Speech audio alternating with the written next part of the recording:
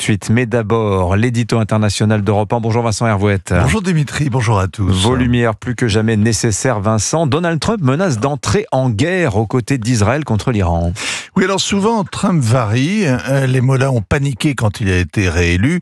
Il leur avait assassiné le numéro 2 du régime, le général Soleimani. Il se sentait tout nu, sans défense aérienne, sans Bachar el-Assad, sans le Hamas, sans le Hezbollah.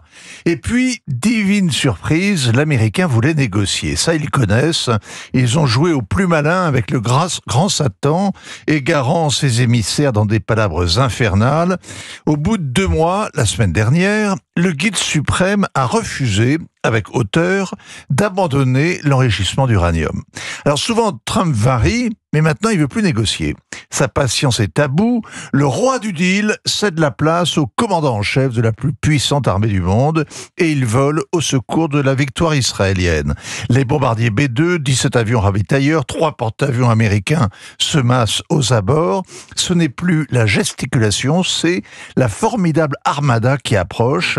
Hier soir, la question semblait de savoir si l'ayatollah Khamenei allait finir en chaleur et lumière, comme le Cheikh Nasrallah, ou au fond du Golfe, à la façon de Ben Laden. Donald ne lui a laissé qu'une seule issue de secours, la capitulation, dans sa version la plus humiliante. Qu'est-ce que ça veut dire, Vincent ? Si on a suivi les chapitres précédents, il ne s'agit pas de livrer sa vieille carcasse à une cour martiale, mais de signer la fin des illusions, de démonter le mécano nucléaire que lui et ses prédécesseurs ont patiemment, obstinément, secrètement assemblé depuis 30 ans, se débarrasser de l'uranium enrichi et recycler l'armée d'ingénieurs qui s'efforçait d'assembler une bombe et de la miniaturiser. C'est particulièrement cruel d'être contraint de renoncer à ce rêve de souveraineté alors qu'il touchait au but. On imagine la tempête sous le turban. La colère au cœur du vieux tyran qui règne depuis des décennies en dénonçant 5 fois par jour l'antisionisme et l'impérialisme yankee, bien sûr, et qui doit plier donc devant les bombardiers israéliens et la menace américaine. Alors l'ayatollah peut aussi faire front et se battre.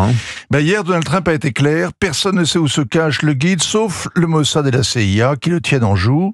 Il le garde en vie parce qu'il faut quelqu'un pour signer la capitulation qu'il réclame. Ali Khamenei a un modèle, son maître, l'ayatollah Khomeini, qui se résigna après 8 ans de guerre et 1 million de morts et de blessés, à cesser le feu contre Saddam Hussein. C'était comme boire une coupe de poison, a dit Khomeini. Mais au moins, il est mort dans son lit et la République islamique lui a survécu. Ali Khamenei n'est pas sûr de faire aussi bien.